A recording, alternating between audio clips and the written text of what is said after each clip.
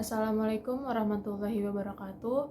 Perkenalkan, nama saya Alfianti Rostiani dengan NIM 201130142. Saya berasal dari Gorda Citawa, Kibin.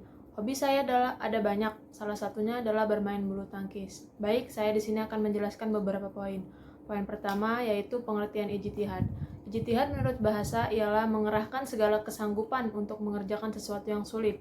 Ijtihad menurut definisi usul fikih yaitu pengerahan segenap kesanggupan oleh seorang ahli fikih untuk memperoleh pengetahuan tentang hukum-hukum syara, dan hukum syara menunjukkan bahwa ijtihad hanya berlaku di bidang fikih, bidang hukum yang berkenaan dengan amal, bukan bidang pemikiran amali dan bukan nizari. Kemudian, poin kedua adalah hubungan ijtihad dengan maqasid syariah dan perubahan sosial. Menurut Al-Sayyitibi, antara ijtihad dengan maqasid al-syariat tidak dapat dipisahkan. Ijtihad pada intinya adalah upaya penggalian hukum syara secara optimal. Upaya penggalian hukum syara itu berhasil apabila seorang mujtahid dapat memahami maqasid al-syariat. Oleh karenanya, pengetahuan tentang maqasid al-syariat adalah salah satu syarat yang dimiliki oleh seorang mujtahid. Selanjutnya, hubungan ijtihad dengan perubahan sosial. Perubahan sosial dapat dikenali melalui kependudukan, habitat fisik, iptek, dan struktur masyarakat, serta kebudayaan, yang kesemua faktor ini akan mempengaruhi terhadap perubahan hukum.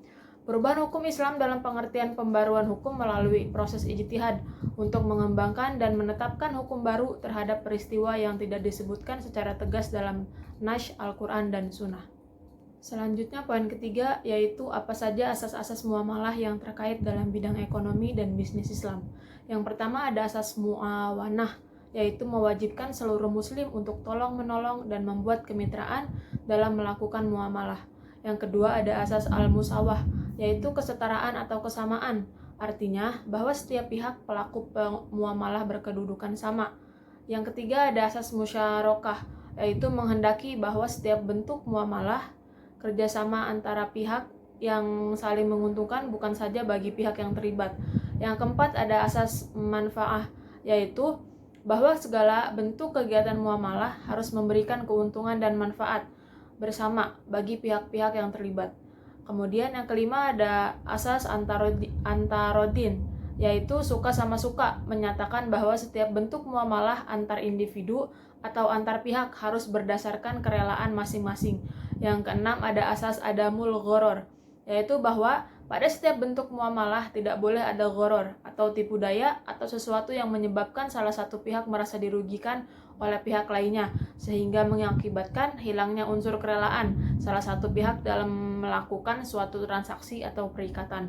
Yang ketujuh ada asas kebebasan membuat akad, dan yang terakhir ada asas as-siddiq. Dalam Islam, manusia diperintahkan untuk menjunjung kejujuran dan kebenaran. Jika dalam bermuamalah kejujuran dan kebenaran tidak dikedepankan, maka akan berpengaruh terhadap keabsahan perjanjian. Poin terakhir yaitu kesan saya tentang mata kuliah filsafat hukum Islam. Sebenarnya mempelajari dan memahami mata kuliah filsafat hukum Islam itu sangat-sangat menguras pikiran karena mahasiswa dituntut untuk berpikir secara kritis. Tapi asik entah mata kuliahnya atau dosennya sendiri. Mungkin itu saja pemaparan sedikitnya materi tentang mata kuliah hukum filsafat hukum Islam. Kurang lebihnya mohon maaf. Saya akhiri, wabillahi taufiq wal hidayah. Wassalamualaikum warahmatullahi wabarakatuh.